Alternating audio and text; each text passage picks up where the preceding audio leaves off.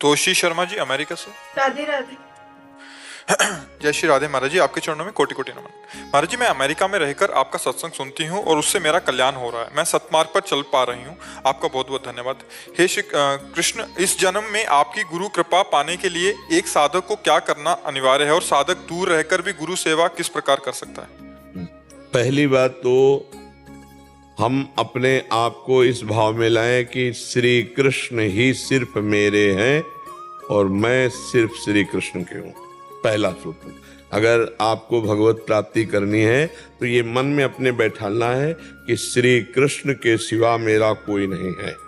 अब आपका पति, आपका पुत्र, आपके रिश्ते नाते जितने, सब में श्री कृष्ण भावना करनी है। पर है हमारे श्री कृष्ण, इन सब रूपों में मेरे ही श्री कृष्ण है। पति को साक्षात भगवान श्री कृष्ण का रूप मानकर वैसी सेवा करना, परिवार के जैसे माता पिता पति के हैं या आपके पुत्र परिवार जो भी हैं उनमें भगवत भावना करना, निरंतर नाम जप करना और हर कर्म को भगवान को समर्पित कर देना और सत्संग सुनना। और जब सत्संग सुनना तो ये मानना कि मेरे सामने वो संत बैठे हुए, मान लो मोबाइल से है तो मेरे सामने वो संत बैठे हुए हैं और मुझे उपदेश कर रहे हैं और उनकी एक एक बात सुनकर मनन करना, इसी से आपका परमार्थ पुष्ट हो जाएगा। पहले मानना होगा मेरे तो गिरधर गोपाल दूसरों न कोई। अगर भगवत प्राप्ति करनी है तो ये सूत्र जरूर मानना होगा और इस सूत्र का विस्तार करना होगा। अपने घर से शुरू करना होगा। मेरे पति में मेरे प्रभु विराजमान है, मेरे पुत्र रूप में मेरे प्रभु आए हैं, मेरे सास ससुर के रूप में मेरे प्रभु हैं और उनके द्वारा दी गई प्रतिकूलता को मुस्कुरा के सह जाना क्योंकि मेरे प्रभु हैं। और नाम जप करना और सारी सेवा सारे कर्म भगवान को अर्पित कर देना, इससे महान ज्ञान प्रकट हो जाएगा जो देह भाव से रहित करके भगवत तत्व का बोध करा देगा। पर ये बहुकाल, ये छोटे मोटे समय के लिए नहीं है। सातु दीर्घ काल निरंतर सत्कार से भी तो दृढ़ भूमि, जो लंबे समय तक यही अनुष्ठान करता चला जाए तो फिर फल की प्राप्ति, शुद्ध ज्ञान शुद्ध भक्ति जैसा भाव होता है वैसा उसे प्राप्त हो जाता है। यहाँ दूर और नजदीक का कोई मतलब नहीं। हमारे नजदीक रहता हो, हमारी आज्ञा को उल्लंघन करता हो, कुछ नहीं मिलेगा। दूर रहता है, देखो आप कह रहे हैं ना मिली तो आज आप, परिवर्तन आपका पहले से है कि नहीं? तो वो परिवर्तन आज्ञा पालन से हुआ, वही आज्ञा का पालन करते रहिए। आपके जीवन को जो सानिध्य से होता है वही दूर से भी हो जाएगा। सानिध्य या दूर आज्ञा पालन से। आज्ञा पालन नहीं करता तो पास रहता हुआ बहुत दूर है, आज्ञा पालन करता है तो अमेरिका भी हमारे लिए बहुत नजदीक है। तो कहीं भी हो, कोई ऐसी जगह नहीं जहाँ भगवान ना हो। भगवान का सामीप्य तो उनके हम चरणों में ही वास करते हैं, उनके सानिध्य में हम रहते। तो आप भगवत चिंतन कीजिए और इस जो आज हम आपको बोले इसके अनुसार अनुष्ठान कीजिए। नित्य निरंतर हमारा नाम चलने लगे, ये हम अपने जीवन के अनुभव की बात कहते हैं। अगर निरंतर नाम जब चलने लगे, उठते बैठते चलते फिरते खाते पीते, बहुत जल्दी उसको दिव्यता का अनुभव हो जाएगा, बहुत जल्दी आनंद की अनुभूति हो जाएगी। पर निरंतर जपना बहुत कठिन है। क्षण क्षण में मन नई नई तरंगे करता रहता है भजन छोड़ करके, इसीलिए हमें बहुत लंबा समय लगता है। नहीं तो भगवान हमारे हृदय में ही हैं, उनके प्रकट होने में कोई ज्यादा 6 महीने में ध्रुव जी ने भगवत साक्षात्कार कर लिया था, 6 महीने में।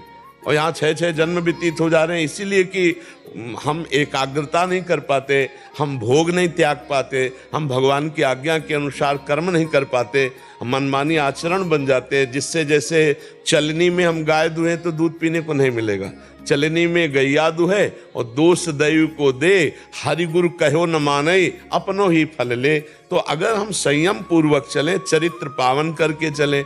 अब जैसे आप विदेश में रहती हैं तो आप सबसे बड़ी वहाँ दोष वृत्ति है कि भोगों में स्वतंत्रता है।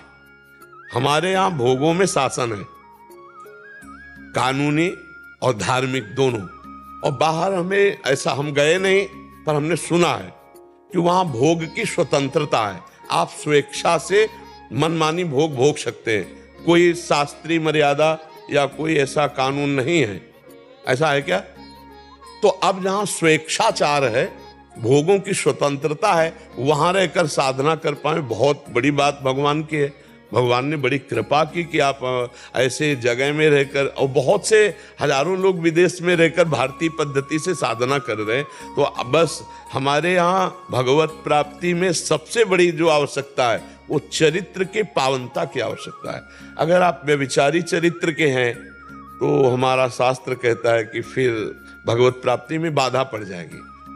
व्यभिचारी कभी शुभ गति को प्राप्त नहीं होता। इंद्रियों का जब तक हम दमन नहीं करेंगे, मन का निग्रह नहीं करेंगे, तो भगवत प्राप्ति किसको होनी है?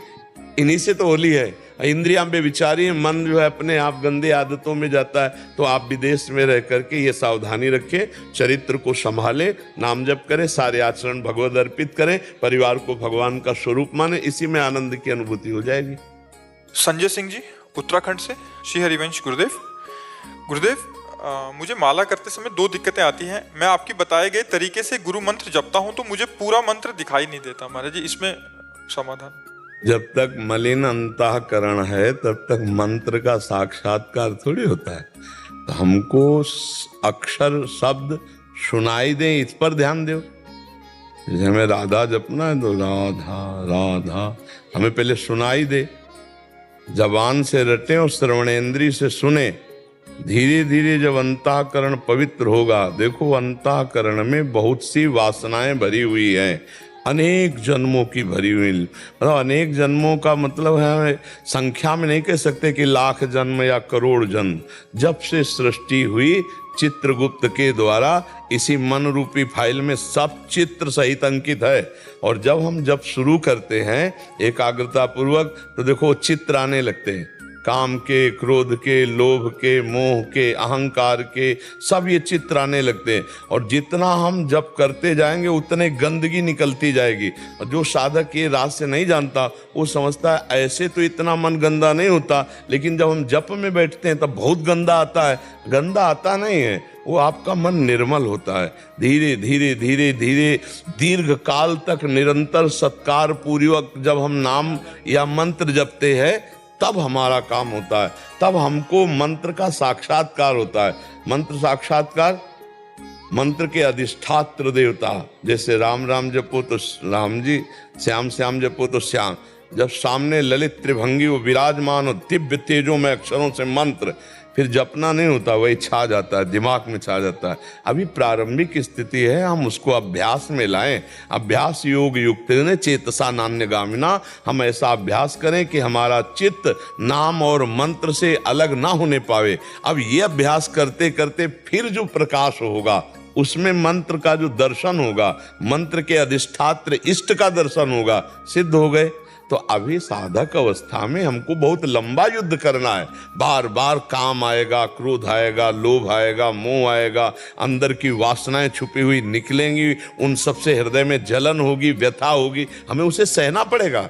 यम ही न व्यथ्यन्ते ते पुरुषम पुरुषर्षभ सम दुखा सुखाधीनम सोमृतत्वाय कल्पते। जो इन व्यथाओं को सह जाता है, व्यथित नहीं होता, सुख दुख में समान भाव रखकर निरंतर भगवत भजन परायण रहता है, वो अमृत पद का अधिकारी होता है, वो भगवत पद को प्राप्त करता है। तो हमें चिंता नहीं करनी, हमें बराबर अभ्यास करते रहना। किसका प्रश्न था? हाँ, बराबर